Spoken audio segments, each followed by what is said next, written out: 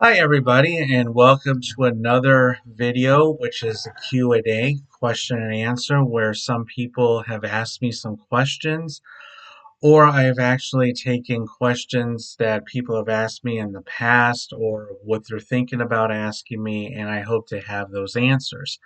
I'm going to do a little bit of one more relating to me as a person and why I'm in this field of emergency management and security. So I will give you those answers. First question is, what made you decide to get into the field of emergency management or security? That's a very good question. Originally, I actually wanted to be a flight attendant. I love traveling and I always enjoyed flying when I was a child. My parents and I used to live out in Arizona, and we would always fly from Arizona to Indiana, which I'm actually originally from and was born, and I had family. And we would fly back and forth during the holidays. So I've always enjoyed flying and the travel, and actually wanted to be a flight attendant. But then, of course, when you're young, all these different careers um, ideas and jobs filter in and out of your brain as you get older. Then it's like, oh, forget that. I want to go here now. And forget that. I want to go over here now. So I decided to get into this probably about when I was 12, 13 years old and getting into high school. I actually decided to turn into a police officer. I not turned into a police officer, but wanted to be a police officer. Let's make that clear. I wanted to be a police officer. And then I kind of liked the idea of doing emergency plans. I started learning about that or getting kind of, familiar with that. And I'm like, that'd be more interesting instead of being a police officer, even a firefighter, and decided to go that route. So I kind of checked into it. I didn't really know who did that, and I didn't know if it was just business owners or whomever. But I found there was something called emergency management. So I thought, wow, that would be a great field to get into. So I started going that direction, and I also have a an interest in security, which I have been a security officer, and also had an interest in aviation security. I actually wanted to get involved with the aviation security side of things and then focus on terrorism. So that kind of filters into the emergency management. But the main reason why is because not only it's an exciting career, but also I really have a passion for helping people. I really do.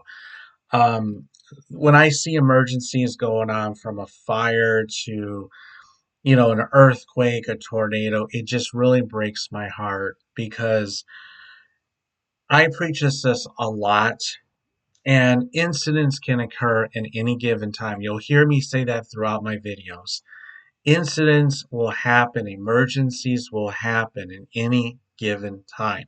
There's no time, there's no date, there's not a month, there's not a year. It happens when it happens. And when it does happen, it does affect all of us. And if you have not been in any kind of incident, you're lucky. And I hope it stays that way. But most of us, to all of us, have encountered some sort of an incident sometime in our life. So um, I just have the passion for helping people. And my most big thing um, is educating people about emergencies, disasters, insecurity, terrorism, homeland security issues, and that's why I joined the field. What education did you receive to help you get into this field? Very good question. Um, I have let me go way back. I have an associate's degree in criminal justice. I actually went to a community college and I got my associate's degree in criminal justice. I was off of school for quite a while. Then I decided to go back, and I didn't know where to go, what schools had the different fields I really wanted to get into. So I found things online. So I did find what was called a school that was called American Military University or the American Public University. It's a combo.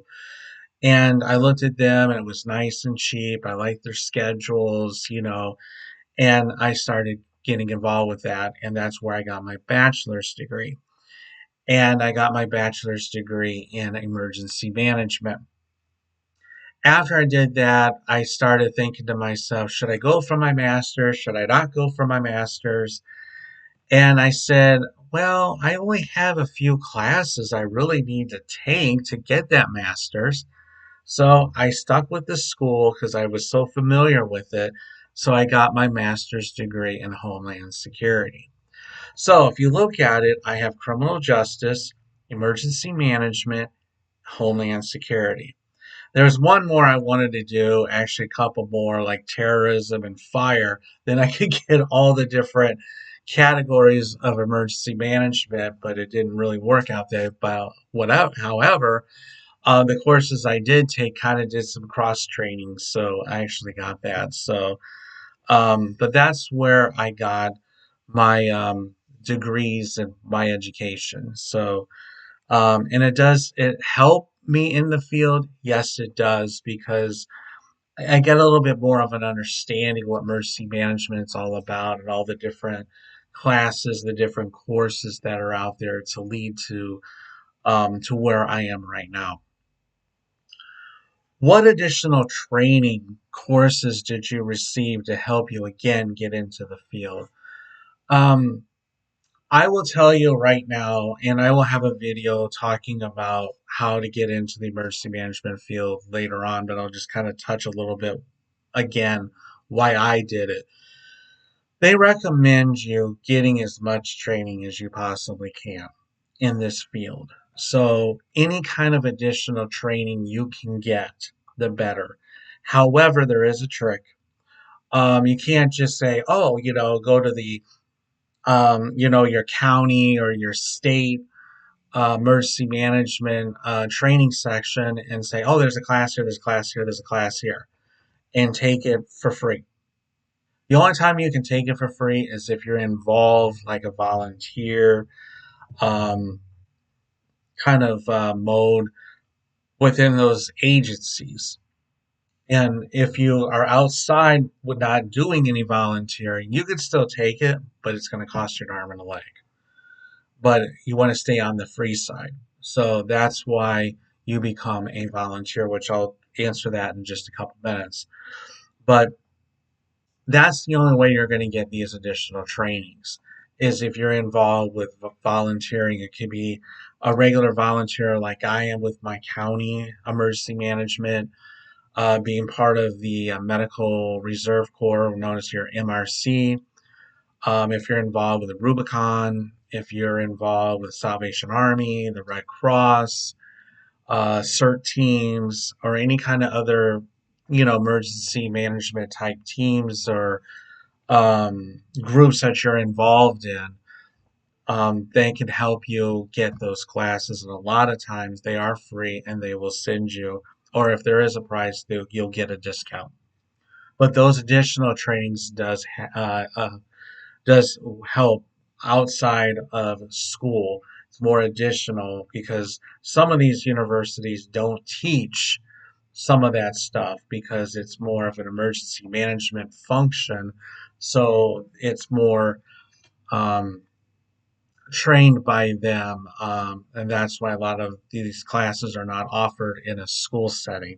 You have to go to a different setting. So, for example, I got things like incident command. I have pretty much all the incident commands: 100, 200, 300, 400, 700, 800. Some of those you can take online, and even FEMA. I forgot about FEMA. FEMA does also have online free courses you can take. But again, some of them, like for instance, Incident Command 300 and 400, those two are not offered by FEMA, you will not find them online. You will have to take that in person. So some of these you can take online, and some of them you have to go in person. So again, those courses are great. They're great learning tools. They're a great way to expand horizon depending on where you want to go in emergency management. Some people know that I was part of the Red Cross. So how come you joined the Red Cross? Well, I will tell you the Red Cross was the very first thing I joined at the very beginning of the emergency management field of me. Again, it goes back to being passionate, helping people, responding to fires, responding to incidents, and helping people, giving aid to people. And that's why I joined it. And it was very rewarding. I was in there for about 7 years, and I think about going back to it. Sometimes I really do, as I do miss it. But there's been a lot of organizing within the Red Cross. So some volunteers have left because of that. But sometimes you just don't always want to focus on the negative. The positive thing is you're going out there, you're responding, and you're helping people. And if that's your passion, you're going to do it. And also with the Red Cross, even the Salvation Army, you have the capability to go national. If there's like a hurricane or a major tornado or major earthquake, they need volunteers. You'll respond out there as well. But that's why I enjoyed it, not only to help people, but also help my community. Because a lot of times with the Red Cross, you respond in your community area.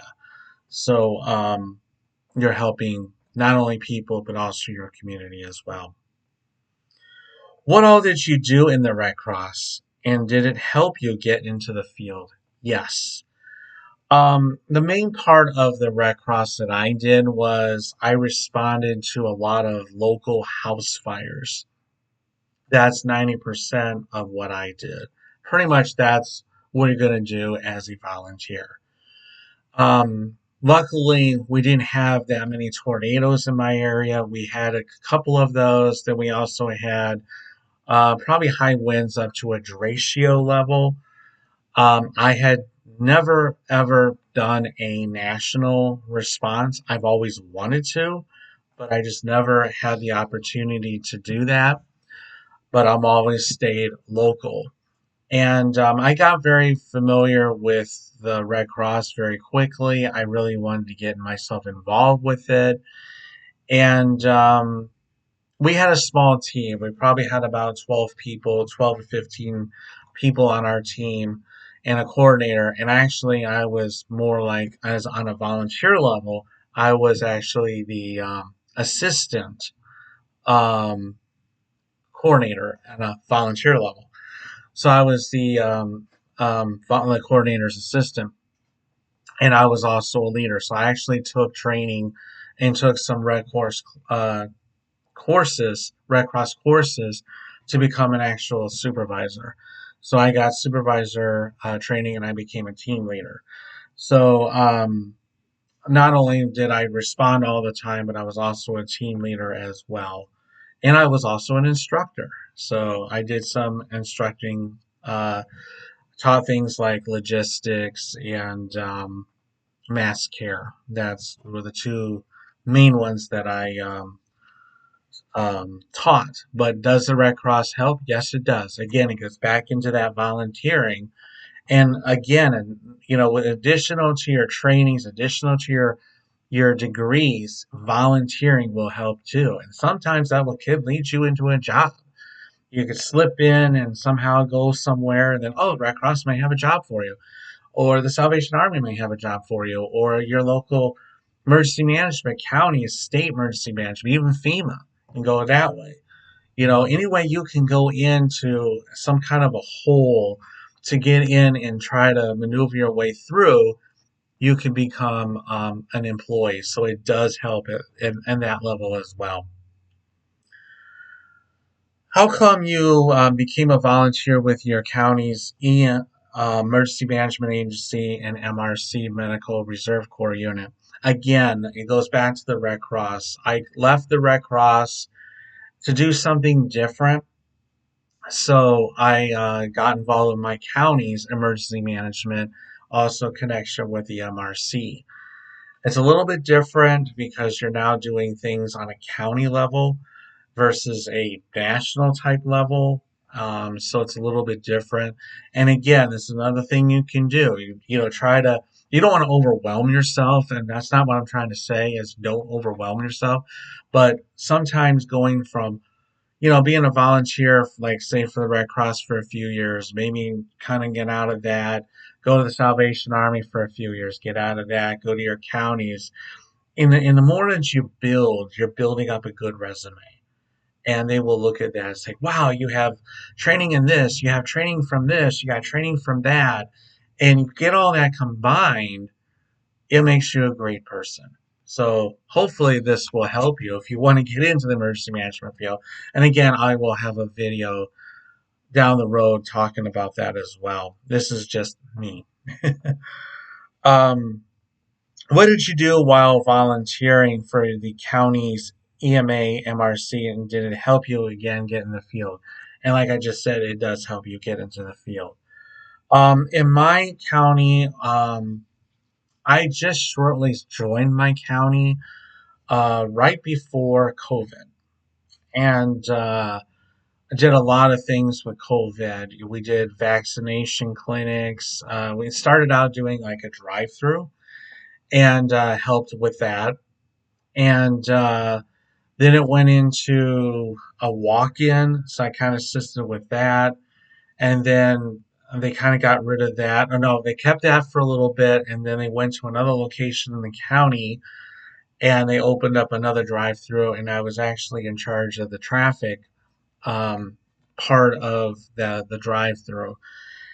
Some other things is you do a lot of community activities where you go out to like can be like public safety fairs, children fairs, and just distribute information on emergency preparedness, security preparedness to the children, to the families. Again, a lot of community involvement. Um, so that's pretty much what I've done. And a little bit of things, like housekeeping stuff, inventories, and of equipment that we may have, and a lot of organizing and just keeping things apart in case we have to activate and we got everything ready to go. What do you plan to do in the future? Training, education, consulting, writing books, career. A lot there. um, right now, I've been doing a lot of mishmash type jobs in the field. And I've been doing this for quite a long time. Volunteering. I was an intern for my county's emergency management agency. I was a security officer. And as I was a security officer, I was actually in charge of emergency response, making sure we were doing drills. We were first aid kits and first aid supplies were all filled up. Trainings for my fellow officers, and so I've been doing a lot of this through the years. Am I writing a book? Yes, and that will be down the road. Through doing a couple of preparedness guides for businesses and also for families. And I really need to get back into that. I just got to put that off to the side.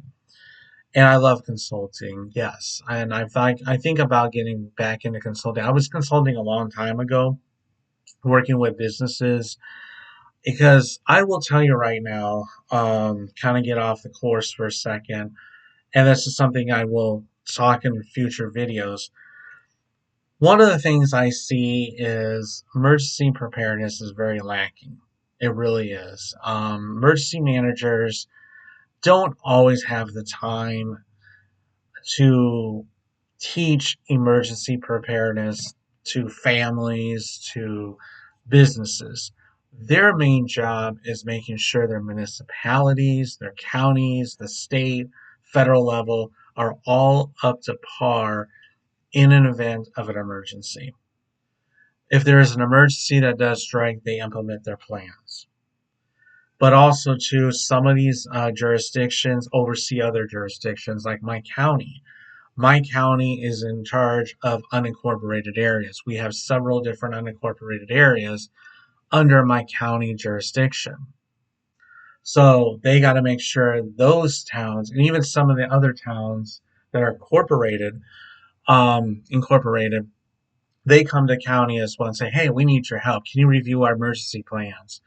A lot of the municipalities are way too busy preparing themselves, preparing each other, and they don't have the time to sit there and go to a chamber of commerce meeting or a downtown revitalization group, business type groups to say, hey, this is how you put a plan together.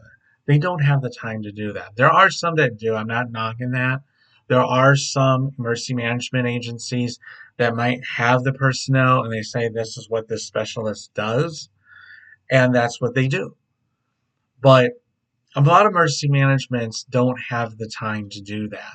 So it takes volunteers. It takes people like me that have a passion for this field, like I do. I have a passion for this field. That's why I do what I do. So sometimes it's like, forget about applying for a job. Why don't I just do what I do and what I want to do and go out and reach out and, to the businesses, to residents, not only in my area, not only my state. I'm worldwide. That's why you look at my titles, worldwide, global, because I like to go out again, not to overwhelm myself, but also to reach out and say, hey, I'm here to help you no matter what. And it takes people like us, and there's a lot of people that need a lot of help. I mean, I would go to these fairs all the time and I'll ask simple questions like, are you prepared for a disaster? Some people look at me like, huh? And I'm like, are you prepared for a disaster? And they look at me, no. Do you know what a disaster kit is? No. Do you know how to do this? No. Do you know what this is? No. I get a lot of no's. And what's funny is the ones that say yes are the ones that are married or have family members that are police or fire people. A lot of the general public don't know where to go to, how to do things, and I think that's a big problem. That's why so many people are getting injured. Some people, unfortunately, are die in emergencies and disasters because they don't know where to go, and nobody is there to prepare or teach them. That's why I do what I do, and that's one of my plans. That's why I said earlier I like to write books. I like to go out and consult, train. You know, a lot of people have asked me, do you need a CEM, which is a Certified Emergency Management Certificate, or an associate? It helps. I'm not knocking that. It does help.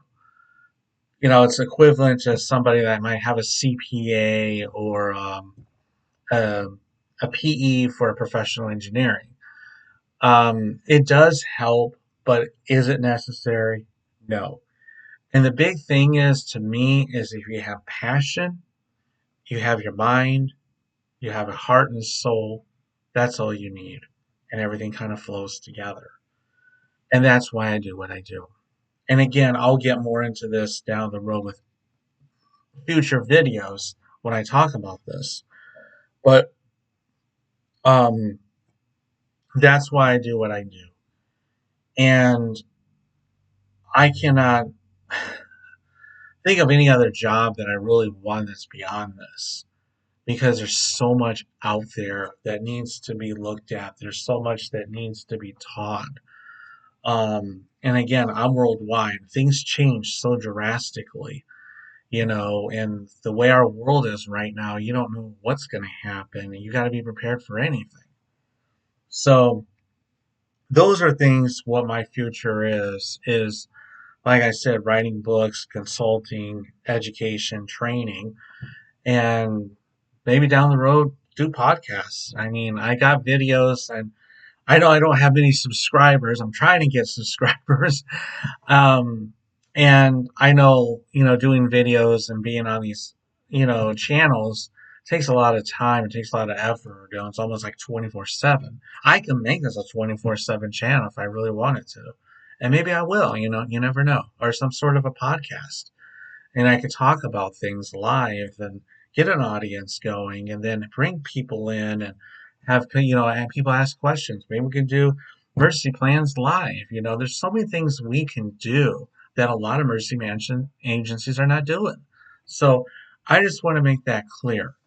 But again, these are just quick question and answers, and I will post these questions down at the bottom of this video so you kind of see what was answered. And I will have more videos like this in the future, again, talking about the future of emergency management, what it entails, and all that. And again, the different topics for different question and answering. So, again, thank you for those that have asked me these questions, and some of the questions I felt that people would ask me.